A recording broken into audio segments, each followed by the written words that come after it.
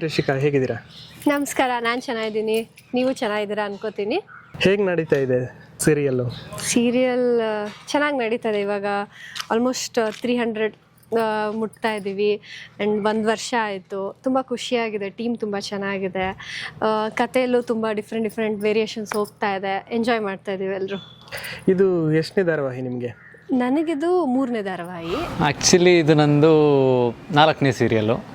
So ಮೊದಲನೇದು just ಮಾತಲ್ಲಿ, ಆಮೇಲೆ ಪುಟ್ಮಲ್ಲಿ ಅಂತ ಮಾಡಿದೆ, ಆಮೇಲೆ ಪಾರು ಆದಮೇಲೆ ನಾನಿನ್ನು ಬಿಡಲಾರೆ. ಉಳಿದ 2 ಧಾರಾವಾಹಿಗಿಂತ ಇದು ಎಷ್ಟು ವಿಭಿನ್ನ ಅನಿಸ್ತಾ ನಿಮಗೆ? ಡೆಫಿನೆಟಾಗಿ ಸಿಕ್ಕಾಪಟ್ಟೆ ವಿಭಿನ್ನನೇ. ಯಾಕಂದರೆ ಮೊದಲನೇ ಸೀರಿಯಲ್ಲು ಹೀರೋ ತಂಗಿಯಾಗಿ ಒಂದು ಪಾತ್ರ ಮಾಡಿದ್ದೆ. ಅದಕ್ಕೆ ರೆಕಗ್ನಿಷನ್ ಒಂದು ರೇಂಜಿಗೆ ನಂಗೆ ಸಿಕ್ಕಿತ್ತು, ಪರವಾಗಿಲ್ಲ. 2ನೇದು ಹೀರೋಯಿನಾಗಿ ಮಾಡಿದ್ದೆ, ಬಟ್ ಏನಂದರೆ ಒನ್ ಆಫ್ ದ ಹೀರೋಯಿನ್ಸ್ ಥರ, ಒಂದು 5 ಜನ ಅಂದರೆ ಅದರಲ್ಲಿ ನಾನು ಒಬ್ಳು ಅನ್ನೋ ಥರ ಮಾಡಿದ್ದೆ. ಬಟ್ ಇದರಲ್ಲಿ ಮುಖ್ಯ ಭೂಮಿಕಾಗಿ ಮಾಡಿರೋದ್ರಿಂದ ಸ್ವಲ್ಪ ಅಂದರೆ ನನ್ನ ಕರಿಯರಲ್ಲಿ ಇದು ತುಂಬ ಒಂದು ಮೈಲ್ ಸ್ಟೋನ್ ಥರ ಆಗಿದೆ. ತುಂಬ ಇಂಪಾರ್ಟೆಂಟ್ ಕ್ಯಾರೆಕ್ಟರ್ ಮಾಡಿದ್ದೀನಿ, ಮೇನ್ ಲೀಡಾಗಿ ಮಾಡ್ತಾ ಇದ್ದೀನಿ.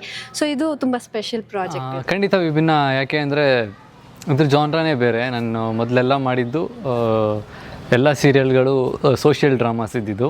ಇದು ಸೋಷಿಯೋ ಹಾರರ್. ಸೊ ಹಾಗಾಗಿ ಇದರಲ್ಲಿ ಸ್ವಲ್ಪ ಗ್ರೀನ್ ಮ್ಯಾಟಲ್ಲೆಲ್ಲ ಆ್ಯಕ್ಟ್ ಮಾಡೋಕ್ಕೆ ಸಿಕ್ತು. ಆ್ಯಂಡ್ ನಮ್ಮ ಮುಂದೆ ಏನೂ ಇಲ್ಲದೇ ಇರುವಂತಹ ಕ್ಯಾರೆಕ್ಟರ್ಸ್ನ ಇಮ್ಯಾಜಿನ್ ಮಾಡಿಕೊಂಡು ಆ್ಯಕ್ಟ್ ಮಾಡುವಂಥ ಅವಕಾಶ. ಒಂದು ಒಳ್ಳೆ ತಂಡ, ತುಂಬ ಚೆನ್ನಾಗಿ ಕಥೆನ ಬಿಲ್ಡ್ ಮಾಡ್ಕೊಂಡಿದ್ರು. ಕನ್ನಡತಿ ಬಳಿಕ ಮತ್ತೊಂದು ಸೂಪರ್ ಹಿಟ್ ಸೀರಿಯಲಲ್ಲಿ ಆ್ಯಕ್ಟ್ ಮಾಡ್ತಿದ್ದೀರಾ.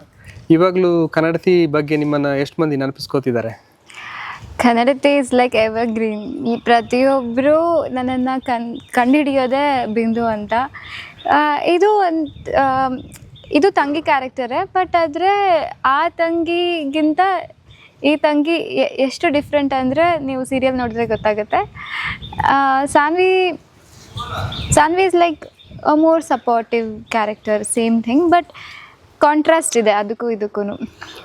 ಸೊ ಬಿಂದುನ ನೋಡಿದಾಗ, ಶಾನ್ವಿನ ನೋಡಿದಾಗ ಇಟ್ಸ್ ಲೈಕ್ ತುಂಬ ಕಾಂಟ್ರಾಸ್ಟ್ ಇದೆ. ಓಕೆ, ಕನ್ನಡತಿ ಟೀಮಲ್ಲಿ ಯಾರಾದರೂ ಸಿಗ್ತಾರಾ ಇವಾಗ? ಶೋರ್. ಅಂದರೆ ಇವಾಗ ನೋಡಿ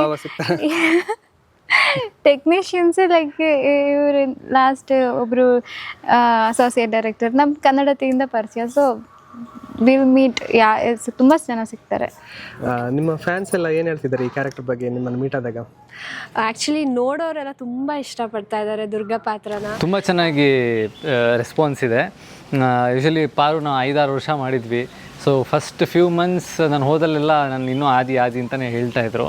ಬಟ್ ಇವಾಗ ಹೋದಾಗ ಆ್ಯಕ್ಚುಲಿ ನನ್ನ ಹೆಸರು ಶರತ್, ಈ ಕ್ಯಾರೆಕ್ಟರ್ ಶರತ್ ಆಗಿರೋದ್ರಿಂದ ಜನ ಇವಾಗ ಶರತ್ ಅಂತ ಹೇಳೋದಕ್ಕೆ ಸ್ಟಾರ್ಟ್ ಮಾಡಿದ್ದಾರೆ. ನನಗೆ ಪರ್ಸ್ನಲಿ ಏನು ಅಂದರೆ ದುರ್ಗಾ ಪಾತ್ರ ಹೇಗಿದೆಯೋ ಅದು ಆಲ್ಮೋಸ್ಟ್ ಒಂದು 70 to 80% ನಾನು ಅದೇ ಥರ ಇದ್ದೀನಿ. ಸ್ವಲ್ಪ ಫನ್ ಮಾಡಿಕೊಂಡು ಎಡ್ವರ್ಟ್ ಮಾಡಿಕೊಂಡು ಈ ಥರ ಇದ್ದೀನಿ. ಸೊ ನನಗೆ ಅದು ಕ್ಯಾರೆಕ್ಟರ್ನ ಪ್ಲೇ ಮಾಡೋಕ್ಕೆ ಸ್ವಲ್ಪ ಈಸಿ ಆಗ್ತಾ ಇದೆ. ಜನ ಇವಾಗ ತುಂಬ ಕನೆಕ್ಟ್ ಆಗ್ತಾ ಇದ್ದಾರೆ, ಇಷ್ಟಪಡ್ತಾ ಇದ್ದಾರೆ. ಬಾಸು ಅಂತ ನಾನು ಕರೆಯೋದು, ಪುಟ್ ಮೇಡಮ್ದು ಈ ವರ್ಡಿಂಗ್ಸ್ ಎಲ್ಲ ನಮ್ಮದ್ರಲ್ಲಿ ಒಂದು ಸ್ವಲ್ಪ ಡಿಫ್ರೆಂಟ್ ವರ್ಡಿಂಗ್ಸ್ ಕೊಟ್ಟಿದ್ದೀವಿ. ಸರ್ರು ಇಲ್ಲಾಂದರೆ ಇನ್ನೊಂದು ಶರತ್ ಅಂತೆಲ್ಲ ನಾವು ಜನರಲಾಗಿ ಕರೆಯೋಲ್ಲ. ಸೊ ಅದನ್ನೆಲ್ಲ ತುಂಬ ಇಷ್ಟಪಡ್ತಾರೆ. ಹಾಯ್ ಮಹಿತಾ. ಹಲೋ, ಹೇಗಿದ್ದೀಯಾ? ಚೆನ್ನಾಗಿದ್ದೀನಿ. ನೀವು? ನಾನು ಚೆನ್ನಾಗಿದ್ದೀನಿ. ನಾನಿನ್ನ ಬಿಡಲಾರೆ. ಹೌದಾ, ನೀನು ಯಾರನ್ನು ಬಿಡಲ್ಲ? ನಾನು ಯಾರನ್ನೂ ಬಿಡಲ್ಲ. ಎಲ್ಲಿಗೆ ಬಿಡಲ್ಲ?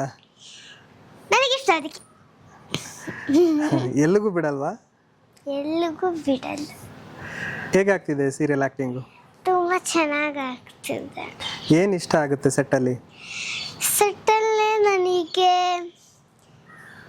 ಎಲ್ಲದೂ ಇಷ್ಟ ಆಗುತ್ತೆ. ಆ್ಯಕ್ಟಿಂಗ್ ಕಷ್ಟ ಆಗಲ್ವಾ? ಅಳೋದಂದ್ರೆ ಒಂದು ಸ್ವಲ್ಪ ಕಷ್ಟ ಆಗುತ್ತೆ, ಬಿಟ್ಟರೆ ಬೇರೇನು ಕಷ್ಟ ಆಗಲ್ಲ. ಓಕೆ, ಇದರಲ್ಲಿ ದೆವ್ವದ ಸ್ಟೋರಿ ಇದೆಯಲ್ಲ? ಹಾಂ. ದೆವ್ವ ಅಂದರೆ ಭಯನಾ? ಇಲ್ಲ. ಆ್ಯಕ್ಟ್ ಮಾಡಿದ್ರಿಂದ ಫ್ರೆಂಡ್ಲಿ ಆಗಿದೆಯಾ ದೆವ್ವ? ಹೌದು. ದೆವ್ವದ ಕತೆ ಮೊದಲು ಹೇಳ್ತಾ ಇದ್ರ ಮನೇಲಿ? ನಂಗೆ ಅಷ್ಟು ಕೇಳ್ತಿರ್ಲಿಲ್ಲ. ಇಲ್ಲಿ ಸೀರಿಯಲಿಗೆ ಬಂದಮೇಲೆ ಎಲ್ರಿಗೂ ಕೇಳ್ತಿದ್ದೆ ನಾನು. ನಂಗೆ ಹಾರರ್ ಸ್ಟೋರಿ ಹೇಳಿ ಅಂತ. ಇವಾಗ ಹಾರರ್ ಸ್ಟೋರಿ ಎಲ್ಲ ಇಷ್ಟನಾ? ತುಂಬ ಇಷ್ಟ, ಬಟ್ ಅದು ನೋಡೋಕ್ಕೆ ಒಂದು ಸ್ವಲ್ಪ ಭಯ. ಇದರಲ್ಲಿ ದೆವ್ವ ಯಾರು? ಇದರಲ್ಲಿ ದೆವ್ವ ನಮ್ಮ ಮಮ್ಮಿ. ದೆವ್ವ ಕ್ಯಾರೆಕ್ಟರ್ ಮಾಡಬೇಕು ಅಂತ ಇದೆಯಾ? ನಂಗೆ ತುಂಬ ಇದೆ. And from day one fantasy ಅನ್ನೋದು ಯಾವತ್ತೂ ಜನಕ್ಕೊಂಥರ ಕುತೂಹಲ ಇದ್ದೇ ಇರುತ್ತೆ, ಏನು ಮಾಡ್ತಾರೆ, ಏನು ಮಾಡಿರ್ಬೋದು ಅಂತ. ಸೊ ಅವರೆಲ್ಲ ಎಕ್ಸ್ಪೆಕ್ಟೇಷನ್ನು ನಾವು ಇಲ್ಲಿವರೆಗೂ ರೀಚ್ ಮಾಡ್ಕೊಂಡು ಬಂದಿದ್ದೀವಿ. ಆ್ಯಂಡ್ ಮುಂದೆ ಕೂಡ ತುಂಬ ಒಳ್ಳೆ ಕತೆ ಇದೆ. ಐ ಮೀನ್ ಯಾರು ಎಕ್ಸ್ಪೆಕ್ಟು ಮಾಡೋಕ್ಕಾಗಿರಲ್ಲ. ಸೊ ಆ ಥರನೂ ಒಂದಷ್ಟು ಎಲ್ಲ ಯೋಚನೆಗಳಿದೆ. ಅದು ಯಾವಾಗ ಎಕ್ಸಿಕ್ಯೂಟ್ ಆಗುತ್ತೆ ಅಂತ ಗೊತ್ತಿಲ್ಲ. ಬಟ್ ಅದರ್ವೈಸ್ ತುಂಬ ಒಳ್ಳೆಯ ರೆಸ್ಪಾನ್ಸ್ ಇದೆ. ಬರೀ ಫ್ಯಾಂಟಸಿ ಅಂತಲ್ಲ, ಇದರಲ್ಲಿ ಸಂಬಂಧಗಳ ವ್ಯಾಲ್ಯೂಸ್ ಇದೆ. ಎಸ್ಪೆಷಲಿ ಅಪ್ಪ ಮಗಳ ಸಂಬಂಧ ಆಗಿರ್ಬೋದು, ಅಮ್ಮ ಮಗಳ ಸಂಬಂಧ ಆಗಿರ್ಬೋದು, ಗಂಡ ಹೆಂಡತಿ ಸಂಬಂಧ ಆಗಿರ್ಬೋದು. ಸೊ ಈ ಥರ ಎಲ್ಲ ತುಂಬ ವೇರಿಯೇಷನ್ ಮತ್ತು ಡೈಮೆನ್ಷನ್ ಇರುವಂಥ ಕತೆ. ಹಾಗಾಗಿ ಜನ ತುಂಬ ಇಷ್ಟಪಟ್ಟಿದ್ದಾರೆ. ಆ್ಯಂಡ್ ನನ್ನ ಪಾತ್ರ ಒಂದು ಸ್ವಲ್ಪ ಎಲ್ಲರದು ಒಂದೊಂದು ಎಮೋಷನ್ಸ್ ಅಂತಂದರೆ ನಂದು ಒಂದೇ ಪಾತ್ರದಲ್ಲಿ ಎಲ್ಲ ಥರ ಎಮೋಷನ್ಸು ತಿರುಗ್ತಾ ಇರ್ತದೆ ನಂದು. ಸೊ ಅದನ್ನು ತುಂಬ ಇಷ್ಟಪಡ್ತಾರೆ ಎಲ್ಲರೂ. ಪರ್ಸನಲ್ ಆಗಿ ನೀವು ದೆವ್ವ ಎಲ್ಲ ನಂಬ್ತೀರಾ?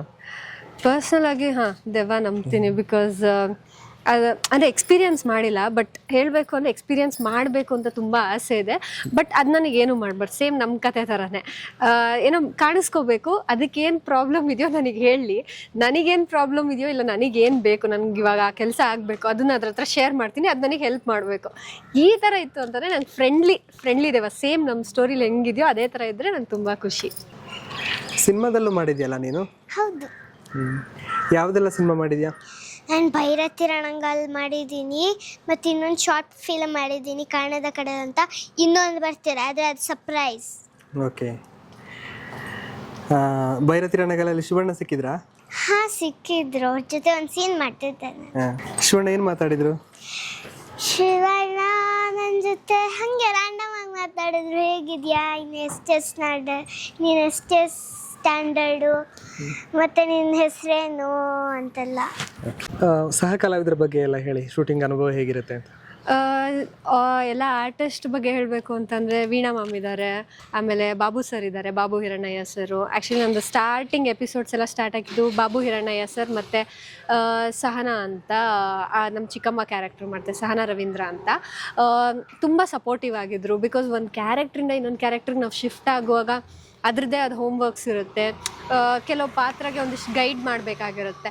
ನಾವು ಅದನ್ನು ಆಫ್ ಸ್ಕ್ರೀನ್ ನನಗೆ ಹೇಳ್ಕೊಡೋದಾಗಿರ್ಬೋದು ಅಥವಾ ಆನ್ ಸ್ಕ್ರೀನಲ್ಲಿ ಹೇಳ್ಕೊಡೋದಾಗಿರ್ಬೋದು. ಆವಾಗ ಬಾಬು ಸರ್ ಮತ್ತು ನಮ್ಮ ಸಹನಾ ಅಕ್ಕ ತುಂಬ ಹೆಲ್ಪ್ ಮಾಡಿದ್ರು. ಆ್ಯಂಡ್ ಇಲ್ಲಿಗೆ ಬಂದಮೇಲೆ ಇಟ್ ಇಸ್ ವೀಣಾ ಮ್ಯಾಮ್ ಆಗಿರ್ಬೋದು.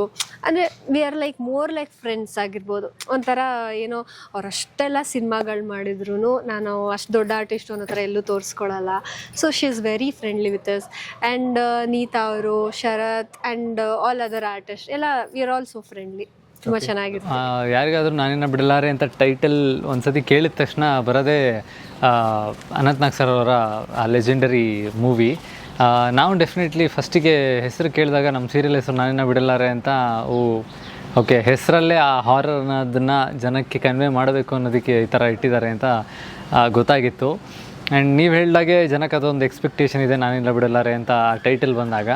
ಬಟ್ ನಾವು ಅದನ್ನು ಜನಕ್ಕೆ ಇಲ್ಲಿವರೆಗೂ ಡಿಸಪಾಯಿಂಟ್ ಮಾಡಿಲ್ಲ.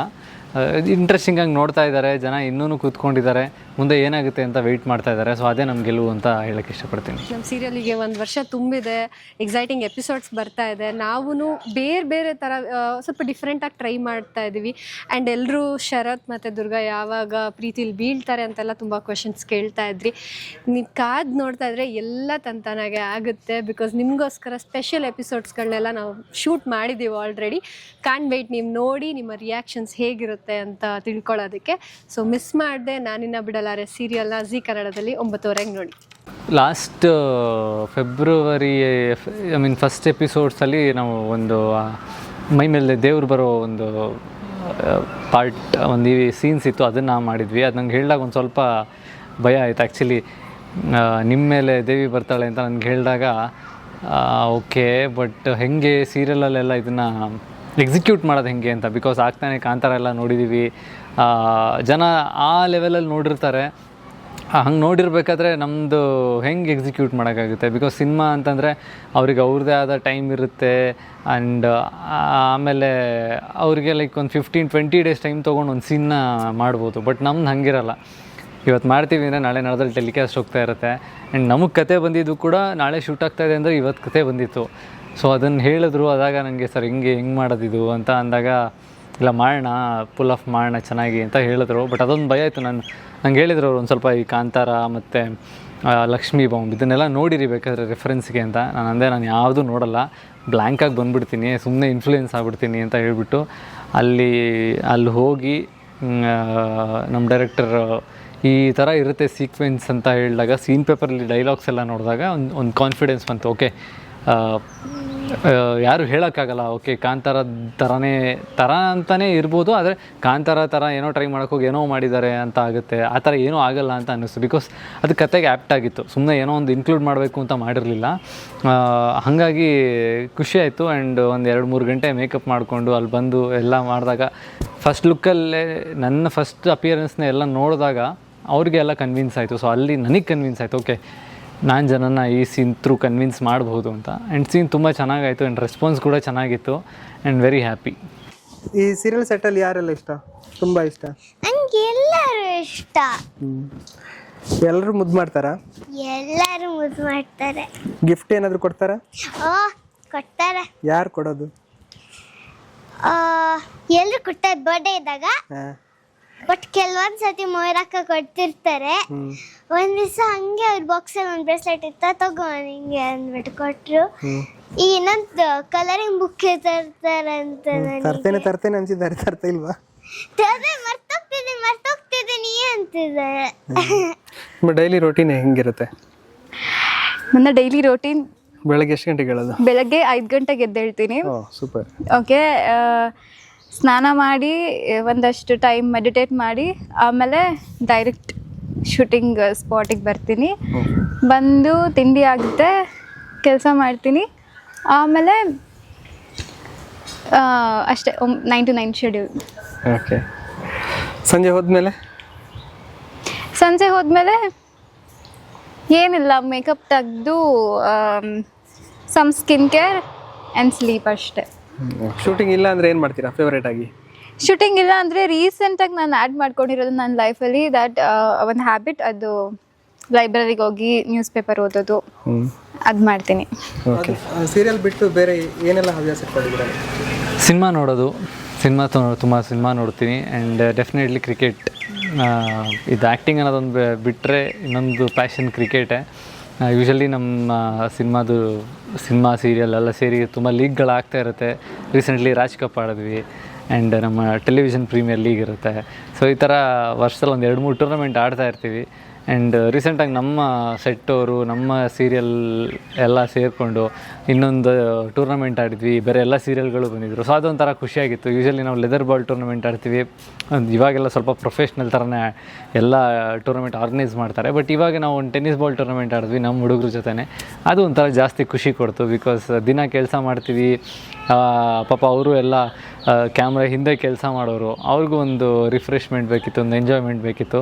ಎಲ್ಲರೂ ಇಲ್ಲೇ ಸಿಗ್ತಾಯಿದ್ವಿ ಹೊರತು ಆಚೆ ಎಲ್ಲೂ ಸಿಗೋಕ್ಕಾಗ್ತಾ ಇರಲಿಲ್ಲ. ಸೊ ಅದು ಅವ್ರ ಜೊತೆ ಎಲ್ಲ ಟೈಮ್ ಸ್ಪೆಂಡ್ ಮಾಡಿದ್ದು ತುಂಬ ಖುಷಿ ಆಯಿತು. ಯಾರು ಫೇವ್ರೇಟ್ ಹೀರೋ?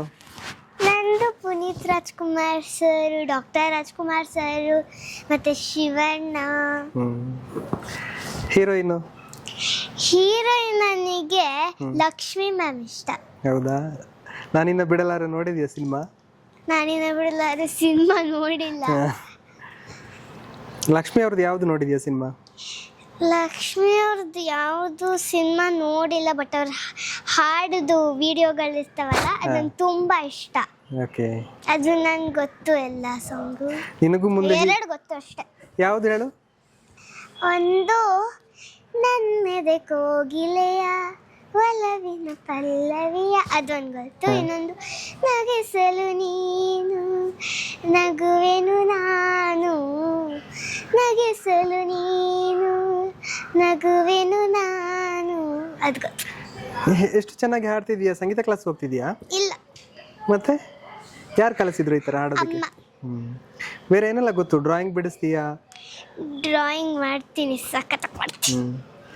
ಆಮೇಲೆ ಹಾಡ್ತೀಯಾ? ಬೇರೆ ಏನು ಮಾಡ್ತೀಯಾ? ಹಾಡ್ತೀನಿ. ಇನ್ನೊಂದು ಆರ್ಟ್ ಥರ ಇಷ್ಟ, ಥರ ಕ್ರೋಶೆಟ್ ಅಂತ ಗೊತ್ತಾ? ಅದು ಉಲ್ಲನಿಂದ ಆರ್ಟ್ ಮಾಡೋದು, ಹಿಂಗೆ ಮಾಡಿ ಅದು ನಂಗೆ ತುಂಬ ಇಷ್ಟ. ಈಗ ರೂಮಲ್ಲಿ ಕೂತ್ಕೊಂಡು ಅದನ್ನೇ ಮಾಡ್ತಿದ್ದೆ. ನಾನು ಆಚೆ ಹೋಗೋದು ತುಂಬ ಕಮ್ಮಿ ಯೂಶ್ವಲಿ, ಬಿಕಾಸ್ ಒಂದೇ ಶೂಟಿಂಗ್ ಬಿಟ್ಟರೆ ಮನೆಯಲ್ಲೇ ಇರ್ತೀನಿ. ಮನೇಲಿ ಆಚೆ ಏನೋ ಒಂದು ಏನೋ ಒಂದು ಮನೆಗೆ ಏನೋ ಬೇಕಾಗಿರುವಂಥ ಹಾಲು ಮೊಸರು ತೊಗೊಳಕ್ಕೆ ಹೋದಾಗ ಅವರು ಆಶ್ಚರ್ಯ ಪಡೋದು ನೋಡಿ ನನಗೆ ಐ ಮೀನ್ ಏನು ನೀವು ಬಂದು ಇದೆಲ್ಲ ಮಾಡ್ತೀರಾ ಅಂತಂದಾಗ ಡೆಫಿನೆಟ್ಲಿ ನಾವು ನಿಮ್ಮ ಥರನೇ ಕಾಮನ್ ಪೀಪಲ್ ಅಷ್ಟೇ, ಅದು ನಮ್ಮೊಂದು ಪ್ರೊಫೆಷನ್ನು. ಸೊ ಅಲ್ಲಿದ್ದಾಗ ಅಲ್ಲಿ ಹೆಂಗೆ ಬೇಕೋ ಅಲ್ಲಿರ್ತೀವಿ, ಇಲ್ಲಿ ಬಂದಾಗ ಅಗೇನ್ ನಾವು ನಿಮ್ಮ ಥರನೇ ಕಾಮನ್ ಅಂತ ಹೇಳ್ತೀವಿ. ಆ್ಯಂಡ್ ಜಿಮ್ಗೆ ಹೋದಾಗ ಅಷ್ಟೇ ಯೂಶಲಿ ಜಿಮ್ಮಲ್ಲೂ ಐಡೆಂಟಿಫೈ ಮಾಡಿಬಿಟ್ಟು ಹೇಳ್ತಾ ಇರ್ತಾರೆ.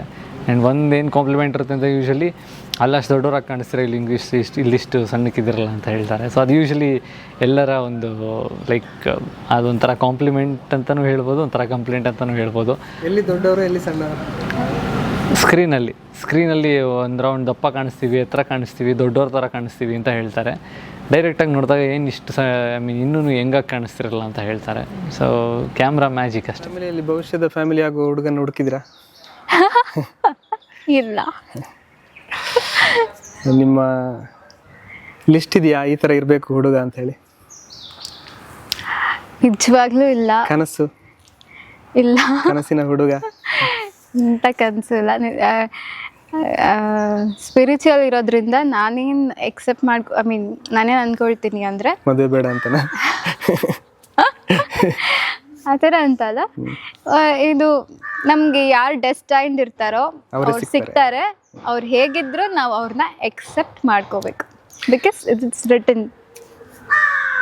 ಓಕೆ, ಆದರೂ ನಿಮ್ಮ ಒಂದು ಮನಸ್ಸಲ್ಲಿ ಇಂಡಸ್ಟ್ರಿಯವರೇ ಬೇಕು ಅಂತ ಇದೆಯಾ, ಅಥವಾ ಇಂಡಸ್ಟ್ರಿಯಲ್ಲಿ ನಿಮ್ಮನ್ನು ಕಂಟಿನ್ಯೂ ಆಗೋಕ್ಕೆ ಸಹಕಾರ ಕೊಡೋರು ಬೇಕು ಅಂತ ಇದೆಯಾ?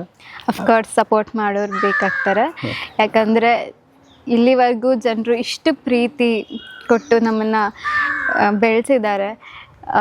ಸೊ ಆಬ್ವಿಯಸ್ಲಿ ನಾವೇನು ಕೆಲಸ ಮಾಡ್ತೀವೋ, ನಾವೇನು ದುಡಿತಾ ಇದ್ದೀವೋ ಅದನ್ನು ರೆಸ್ಪೆಕ್ಟ್ ಮಾಡೋರು ಸಿಕ್ಕಿದ್ರೆ ತುಂಬ ಒಳ್ಳೆಯದು. After all C I am like a person, ದೇವ್ರು ಏನು ಕೊಟ್ಟರು ನಮ್ಮ ಪಾಲಿಗೆ ಬಂದಿದ್ದು ಪಂಚಾಮೃತ.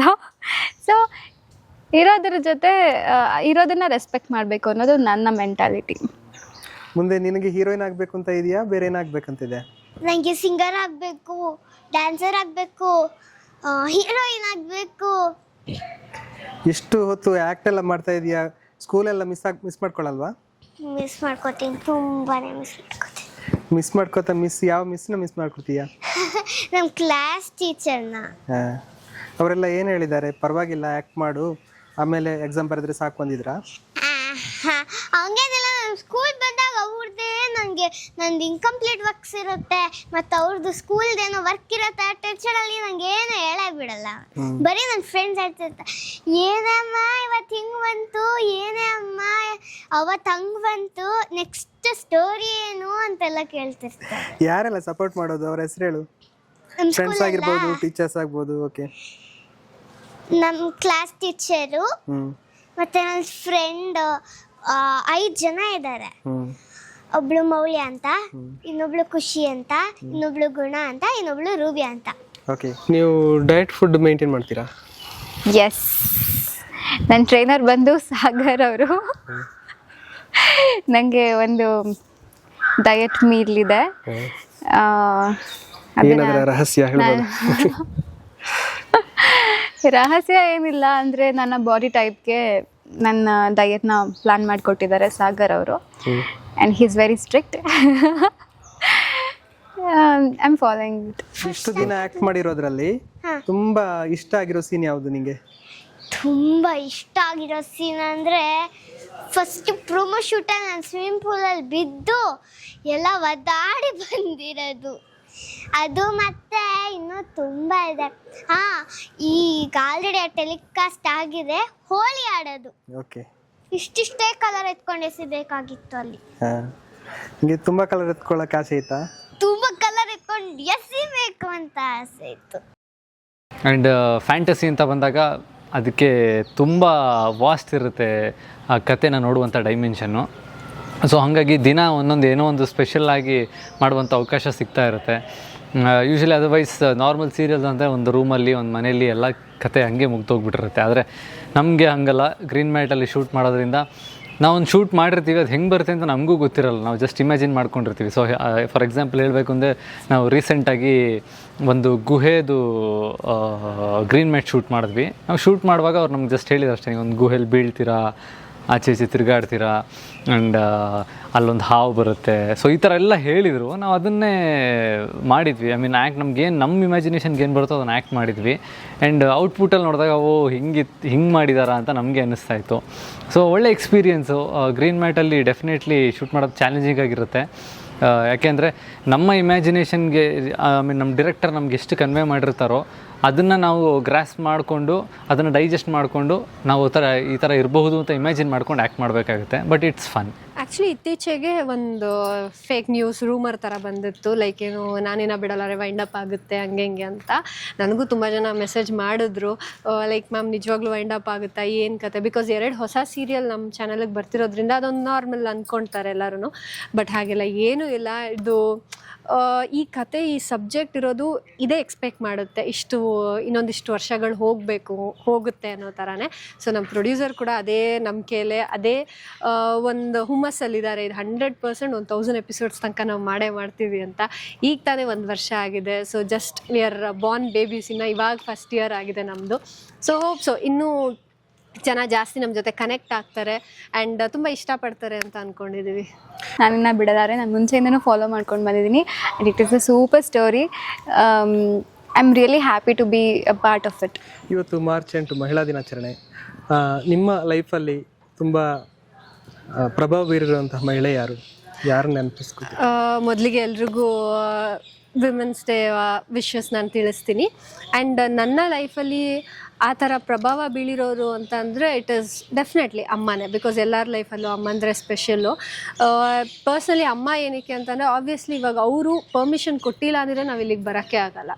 Family, complete family. But still ಅಮ್ಮ ಎಲ್ಲೋ ಒಂದು ಕಡೆ ನಾವು ಯಾವುದೋ ಒಂದು ಆಡಿಷನ್ಸ್ಗೆ ಹೋಗ್ತೀವೋ, ಇಲ್ಲ ಇನ್ನೊಂದು ಕಡೆ ಎಲ್ಲೋ ಒಂದು ಫೋಟೋಶೂಟ್ಸ್ಗೆ ಹೋಗ್ತೀವೋ, ನಮ್ಮ ಜೊತೇಲಿ ಬರ್ತಾರೆ. ಅವ್ರ ಕೆಲಸಗಳನ್ನ ಬಿಟ್ಬಿಟ್ಟು ಬಂದಿರ್ತಾರೆ. ಸೊ ಒಬ್ಬರು ವಿಮೆನ್ ಆಗಿ ತನ್ನ ಎಲ್ಲ ಥರ ಜವಾಬ್ದಾರಿಗಳನ್ನ, ಹೆಂಡತಿ, ಅಮ್ಮ ಆಗಿರ್ಬೋದು, ವಾಟ್ ಎವರ್, ಒಬ್ಬಳು ಮಹಿಳೆ ಆಗಿ ಎಲ್ಲ ಥರ ಜವಾಬ್ದಾರಿಗಳನ್ನ ನೀಟಾಗಿ ಅನುಸರಿಸ್ಕೊಂಡು ಹೋಗ್ತಾ ಇರೋರು ಅವ್ರುಗಳು. ಅವರಿಂದ ನಾವೇನೋ ಒಂದು ಸ್ವಲ್ಪ ಚಿಕ್ಕ ಪುಟ್ಟಾಗಿ ನಾವೇನೋ ಕಲಿತಾ ಇರ್ಬೋದು. ಸೊ ನನ್ನ ಲೈಫಲ್ಲಿ ಒಬ್ಬರು ಇಂಪಾರ್ಟೆಂಟ್ ವ್ಯಕ್ತಿ ಆ್ಯಸ್ ಅ ವುಮೆನ್ ಅಂದರೆ ಇಟ್ ಇಸ್ ಮೈ ಮಾಮ್. ಮಹಿಳೆ ಅಂತ ಬಂದಾಗ ನಮ್ಮ ಮನೆಯಲ್ಲೇ ಇರ್ತಾರೆ. ಮೊದಲನೇದಾಗಿ ಅಮ್ಮ ಇರ್ತಾರೆ. ಅಮ್ಮ ನಮ್ಮ ಬೆಳೆಸೋಯಿಂದ ಹಿಡಿದು ಒಂದು ಹಂತದವರೆಗೂ ಅವ್ರು ನಮ್ಮ ಜೊತೆ ಇರ್ತಾರೆ. ಆಮೇಲೆ ನಮ್ಮ ಲೈಫ್ ಲಾಂಗ್ ಇರೋದೇ ನಮ್ಮ ಲೈಫ್ ಪಾರ್ಟ್ನರ್ ಆಗಿರ್ತಾರೆ. ಸೊ ಸದ್ಯಕ್ಕೆ ಅವರಿಬ್ಬರು ನನ್ನ ಲೈಫಿನ ವೆರಿ ಇಂಪಾರ್ಟೆಂಟ್ ಫೀಮೇಲ್ಸ್ ಅಂತ ಹೇಳೋದಕ್ಕೆ ಇಷ್ಟಪಡ್ತೀನಿ. ಆ್ಯಂಡ್ ಡೆಫಿನೆಟ್ಲಿ ನಮ್ಮ ಆರ್ಟಿಸ್ಟ್ ಅವರಿಲ್ಲ ಅಂದರೆ ನಾವಿಲ್ಲ. ಸೊ ತುಂಬ ಒಳ್ಳೆ ಆರ್ಟಿಸ್ಟ್ ಸಿಕ್ಕಿದ್ದಾರೆ ನನಗಂತೂ. ಸೊ ತುಂಬ ಎಂಜಾಯ್ ಮಾಡ್ತಾಯಿದ್ವಿ ಶೂಟಲ್ಲಿ. ಆ್ಯಂಡ್ ಎಲ್ಲ ನಮ್ಮ ಮಹಿಳೆಯರಿಗೆ ಮಹಿಳಾ ದಿನದ ಶುಭಾಶಯಗಳು ಹೇಳೋದಕ್ಕೆ ಇಷ್ಟಪಡ್ತೀನಿ. ಅಮ್ಮಗೆ ಏನು ಹೇಳಕ್ಕೆ ಇಷ್ಟಪಡ್ತೀಯ ಇವಾಗ? ಅಮ್ಮ, ಹ್ಯಾಪಿ ವಿಮೆನ್ಸ್ ಡೇ. ಖುಷಿಯಾಗಿರು, ಚೆನ್ನಾಗಿರು. I love you. ಹಾಯ್ ಎಲ್ರಿಗೂ ನಮಸ್ಕಾರ. ನಾನು ನಿಮ್ಮ Rishika, positive picture YouTube channel. Hi ಎಲ್ಲರಿಗೂ ನಮಸ್ಕಾರ.